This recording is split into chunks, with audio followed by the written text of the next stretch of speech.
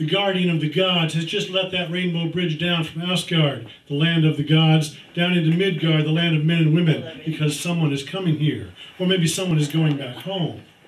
Now, you know, Heimdall, he's a really good guardsman. He has really great eyes and really great hearing and that great big sword. And you're not getting past him unless perhaps you're really small and really fast and he happens to be really busy anyway. So I want you to imagine that this has happened. And now it is nighttime in Asgard, and we are over in the magnificent hall of Thor, god of thunder, and his lovely wife, Sif, goddess of rain. And they're lying there asleep, and Thor is dreaming about nasty frost giants that he is about to slay, because you know that's what he does. And the nasty frost giant opens his enormous mouth, and he's about to roar, a nasty frost giant roar. But what does Thor hear instead? No, he hears Thor stops in his dream, and he thinks, no, this is not right. But he continues to hear bzzz. Then he realizes, no, that is not in my dream. You see, that is outside my dream near my ear. It is a mosquito, and he reaches up to bat it away. And he goes back to sleep, and he's in another dream. And here is the Midgard serpent about to roar a nasty Midgard serpent roar. And what does Thor hear? Bzzz. So he bats it away. Now, this is a story, and you know in stories things always happen 3 times. So what's about to happen here? He's in another dream, and some big event is about to happen with some sound effects. And what does Thor hear? Now, Thor is a little bit more awake at this point, and he thinks, no, this is a mosquito, and it's not going away. But what's right over the edge of my bed here? My magic hammer.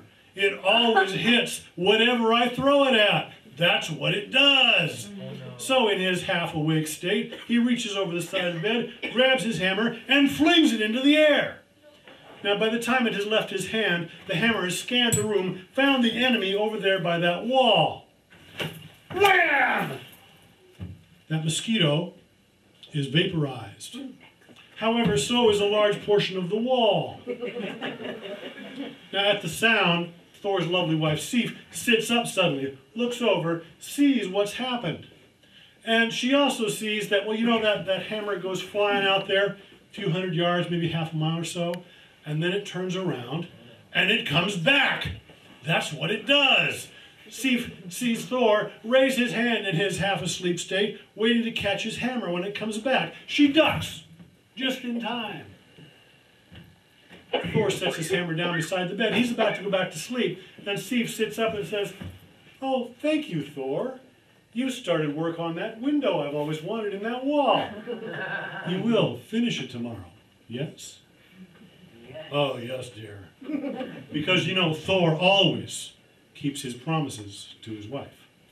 So the next morning, he gets up, he goes off to Jotunheim, and he slays a few nasty frost giants that have gotten out of control. He comes home in the afternoon, goes down in the basement where he has a shop, and he frames up that beautiful window and puts it in the wall. Now that evening, after an evening of carousing with all the denizens of Asgard, they're back in bed. And Thor hears bzzz, and he bats it away. And then he hears bzzz again, but he's a little more tuned in now. He doesn't wait for the 3rd time. No, he reaches over, he grabs that hammer, and he flips it up into the air. The hammer scans the room, finds the mosquito up there by the ceiling. Bravo!